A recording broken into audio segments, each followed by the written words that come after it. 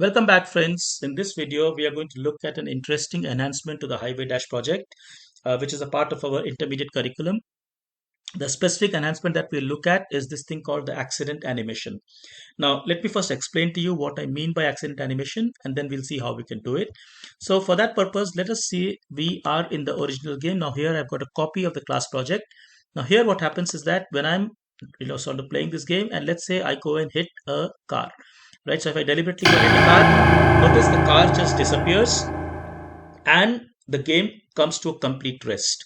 But on the other hand, if you look at my enhanced project, which is also shared with you, if I do the same thing in my enhanced project, let's say, so I'm going to deliberately hit this car.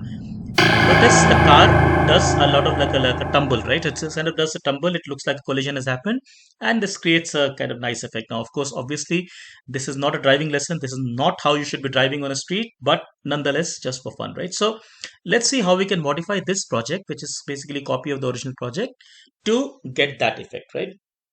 Now, in fact, the idea of this is quite similar to what we did in the highway sprite. Um, because in the highway sprite also we had the clones doing all the work. So the scrolling was happening because of the clones. And once the game got over, we in fact deleted the clones and we brought back the original sprite, right? So same idea is going to apply here. All this movement from the other cars are also being done by clones. Whenever an accident happens, which means here, I've got this code when I start as a clone, if touching race car, I first go and delete these clones and I broadcast accident. I'm going to continue with the same practice. All I'm going to do is really to just bring back my original sprite, which was hidden, right? Remember, the original sprite is hidden. Clones are doing all the work, right? So that is what I'm going to do, but I must know where I must bring this, the original sprite back, because the car could be here, car could be here, car could be anywhere, right? So what I will do is that first I will store the X and Y position of where this collision happened, and then I'm going to bring back my original sprite at that point, right? So let's just see how we can do that. I'm going to create a couple of variables. I'll call them, say, accident underscore X, and similarly another variable called accident underscore Y. Right now, the purpose of these variables is to store where the accident happened, and to do this, whenever the other car touches the race car, I go and set accident X and accident, say, Y to the X and Y position respectively of the other car, right? So what this will do is that it will store for you where the accident happened, and we can actually see this working. Let's just see this very quickly so that we've got it all correct, right? So let's say I see a car. I'm going to deliberately hit this car. Let's say I hit this car. So I get information that accident Y was minus 22, whereas accident X was 58, right? Now this is where the car was when the accident took place, which means that when I bring back my original sprite, I must bring it back at this point, right? So I'll do that now. I'll not change the structure. I'll delete the clones. I'll go to broadcast as accident. But from this accident, once the other strips have been stopped, I'm going to issue a new broadcast called, let's say, I'll just call it effect, which I already got here, right? So in this effect, what I want to do is to bring back the original car. So let's just see that. So I'll say when I receive effect, I'll say go to accident X and accident Y, because remember that is where the accident happened.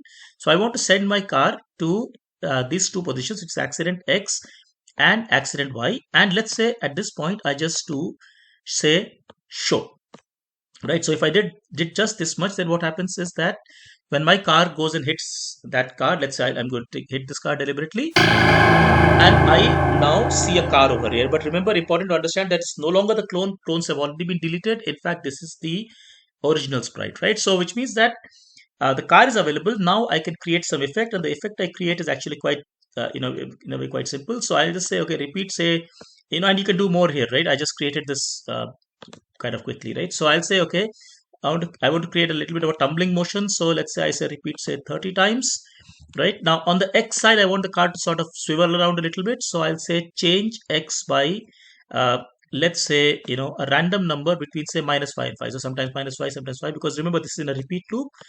Say -5 to, say, 5, and at each of these turns I also want the change to move the car in the Y direction, but I do not want the car to come downwards, because it's kind of the impression is being hit from behind, so it must sort of go hit from the front, so it must sort of go behind, and hence it must go upwards, right? So I'm going to also use change Y, but in this case I'm going to say change Y by a random positive number, right? So I'll say change Y, let's say by pick random, duplicate, pick random, say 1, 2, perhaps say 3, right? So I mean, these are just numbers. We can just see how it looks, right? You can always modify these. uh, Now when I hit this card, let's say I go and hit this card, notice what happens is that card creates this nice tumbling effect, which kind of looks good, right? But now there is still a problem, which we need to fix, which is that, let's say I start the game again, right? So if I start the game again, notice what happens is that the car is coming in the direction that we had set it to. So remember, we're just moving it here. It's going to come in whatever direction it ends up in. But this is quite easy to fix. It's just a matter of resetting everything in the beginning, right? Which is the like a sort of basic programming lesson. So all I have to do is that when the flag is clicked, I'm going to say point in direction, let's say, point in direction 90, right? And that should do it for me.